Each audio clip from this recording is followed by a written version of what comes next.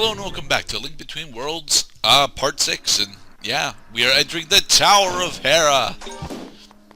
Now, the Tower of Hera is drastically different from what it was in Link to the Past, mostly because now we have to deal with, well, now we have to deal specifically with the ability to go into higher elevation areas using our hammer. Yes, we now have the ability to hammer jump like we are a Sonic character.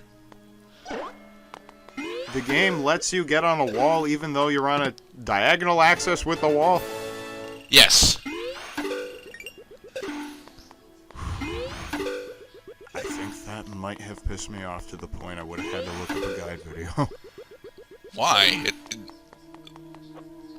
Well, because every time I've seen you do the wall merge, you were parallel with the wall, but you were on the corner of the wall. Yeah, but, you know, actually being on the corner of the wall for the wall merge is actually very important for one particular boss in Dark World that we'll be getting to much later. We got the compass for Tower of Hera. The compasses are still mostly useless. All they really do, in this game specifically, is point out where the hell chests are. And although that is really nice, what you're going to find is that a majority of the chests in the dungeons are mostly pointless. I mean, there's a small chance that they'll have a small key, or perhaps a dungeon map. But like a majority of the more important items in the dungeon, like the dungeon treasure or the boss key, are designated by specific puzzles as opposed to where they are on the map. Right. It's technically a better design than other Zelda dungeons who have the big key just lying around randomly, but those still feel like they're attached to the puzzles that you need to solve. So at least sometimes they do. And remember that Ocarina of Time does that for most of its key dungeon items, but not for all of them. We're gonna get all Super Mario 64 on your ass. And here's one of the more inventive uses of using the Ravio's bracelet. We have the ability to ride vertically going platforms whilst we are attached to them. So yes, the world does still move whilst you are, you know, merged with walls. It is a good thing. Right, there's a brief moment when the game is frozen, well, while you're merging. Googly-eyed Moldorms. And then, when it unfreezes, then, yeah, you could ride the elevator cube. The Wonkavator, if you will. It's actually more like an elevator than a Wonkavator. Mostly because a Wonkavator doesn't have a way back down. It just, you know, starts hovering in midair over the city, threatening to land on the residential district. Right. Wonka was an asshole. I mean, in Charlie and the fucking Chocolate Factory, yeah, the Wonkavator did go down, but the Wonkavator, I mean, it can go slantways and backways and sideways and frontways, but it can't go downways. Right. And whoop, there we are.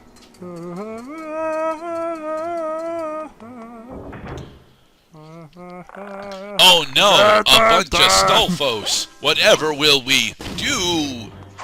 Blow them up, of course.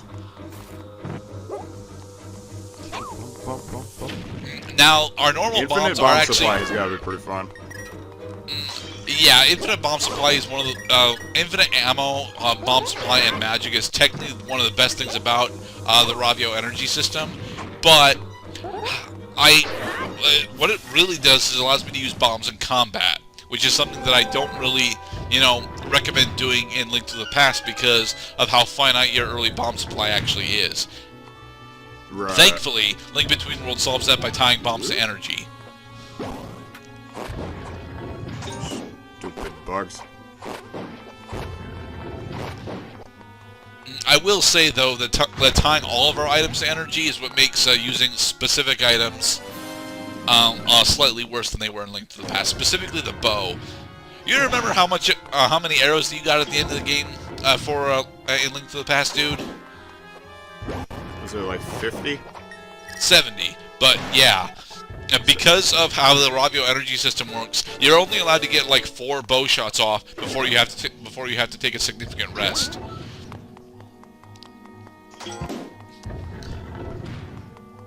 Yeah, that's fine.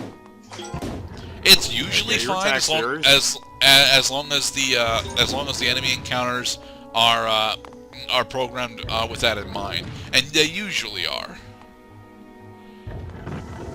I should have pointed this out when we first entered Tower of Hera, but I like that the game loads other floors than the one you're on at the same time. Unlike Link to the Past, where every time you did a floor transition, the game had to load the entire screen. Yeah.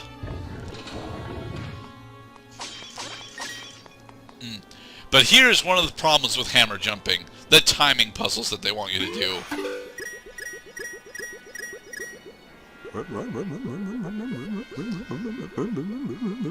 No! Come back! Why have you betrayed me? The timing puzzles with the hammer are not so bad here, but later on they get to specifically the travel up Ice Mountain is a pain in the ass.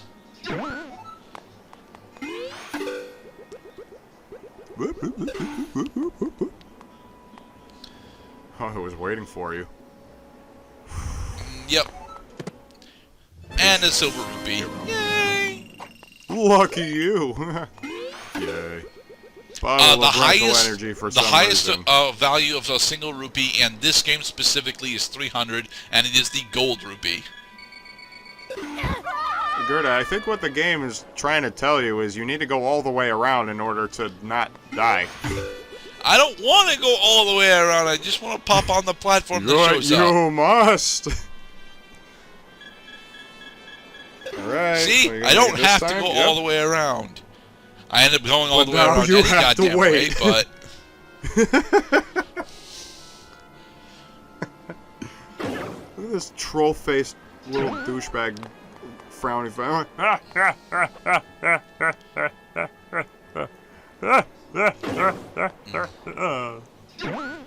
Yes, Clear. I remember you from DKC2.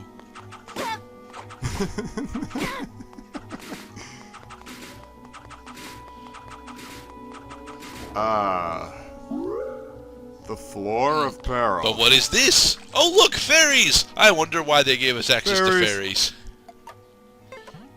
Catch 'em up. We got a fairy in a bottle. That will restore 5 hearts if we die. 50 rupees. Or is it 8? I remember that fairies in this game are not nearly as powerful as they are in other games, and I am sad about it. Do they still activate when you die? Yes, they still activate when you die, meaning that they're still incredibly useful. But they don't heal as much as they did in I want to say both a Majora's Mask and Ocarina of Time. I think they healed 8 there, whereas I think in Link Between Worlds they heal 5. Gotcha. So they'll bring you back to life, but they won't fully restore your health. Although that was a thing that I noticed in other Legend of Zelda games too. I'm pretty sure in Oracle of Ages, at least, that when you use it in Ocarina of Time, you always got half your hearts back. I think that's the closest I can get to a comparison. But you're saying that's locked at just 5 hearts? I think it's locked at 5. It could be locked at 8, but I'm not sure. But it is locked at a specific number. It's no longer scaling to your health total, which, as you mentioned, is the way it was in Ocarina of Time. That was the dumbest placement of a big key in any Zelda game I've ever seen. It was literally on the other side of the room. Alright, so you ready for the return of everyone's least favorite boss from Link to the Past? It's the giant Moldorm! No, I am not. I have gripes with the Hypno-Toad. All glory to the Hypno-Toad. Now, quite thankfully, this variant of Moldorm is significantly easier than the original variant. He does actually speed up as he takes damage, but now there's an actual color indicator, and if you fall down that hole, he doesn't fully restore his health. Yay! Plus, he's actually vulnerable to weapons other than the sword. You can actually hit him with bombs, arrows, and the hammer if you so wish. But I personally don't recommend it because the hammer's got a really slow charge-up time. Arrows it's relatively difficult to aim at the weak spot, and bombs, I think he detonates with his head, so it can be very difficult to land on the weak spot because you still have to hit him in the tail. Yeah, he's alright, so he's really easy. What they're trying to do is not knock you off the platform. No, they're trying to kill you. That's why there are a bunch of traps on the floor below. Come on, pass But Burdette. this also is an early dungeon boss, so that's why they put a lot of good luck hearts right on the side. And so we have TNT exploded, the giant troll. It's more dark magic exploded as opposed to TNT exploded, but, you know, it works. Yay, another full heart container. Now, if you wait, and I know this from experience, you do not need to collect the heart container in this game in order for the pendant of power to spawn in. It's why you cannot do a 3-heart run of Link to the Past. Because in order to finish the dungeons, you actually do have to collect the heart containers that the bosses drop. Because the pendant doesn't drop, right? Or in the Dark World, you know, the portraits, no, the crystals containing the sage's descendants.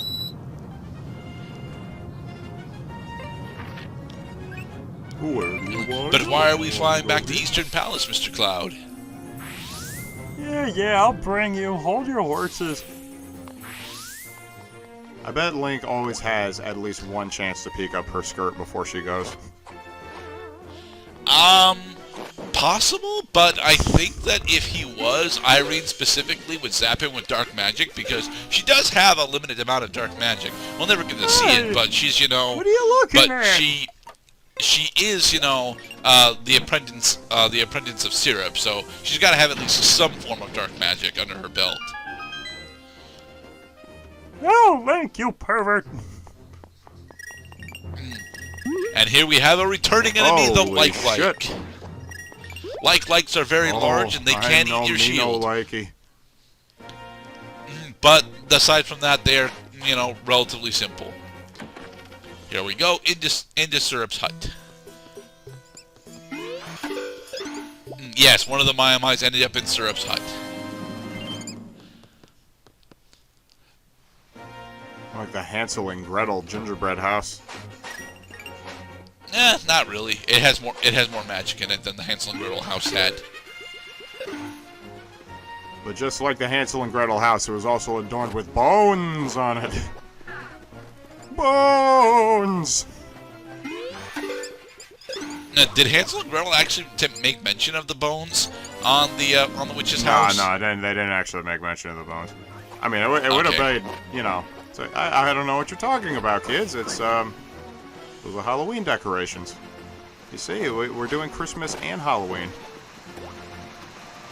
Except they are a German fairy tale from like the 1700s. It's not likely that they actually had Christmas. The Germans invented Christmas trees. Clang, clang. I was busy helping my gram. Then you rang, and I'm like, God damn it, I don't feel like answering the bell. But yeah, the whole reason that we rented bombs from Ravio is because there are a shitload of areas that we have access to immediately once we actually have bombs. And we want to get a full heart container in between each dungeon. So yes, as long as we don't die, we should be able to do a bunch of world exploring and, you know, successfully get a majority of what we want. Do rubies just randomly appear on the walls? Not randomly, they are in set locations, even in the overworld. And once you collect the ones that are there in the overworld, they do not respawn. At least as far as I recall. But they are usually relatively easy to spot. Getting to them can be a bitch because of where they are. But because of the perspective, you usually don't have problems spotting them. And the next part, we'll continue with overworld exploration.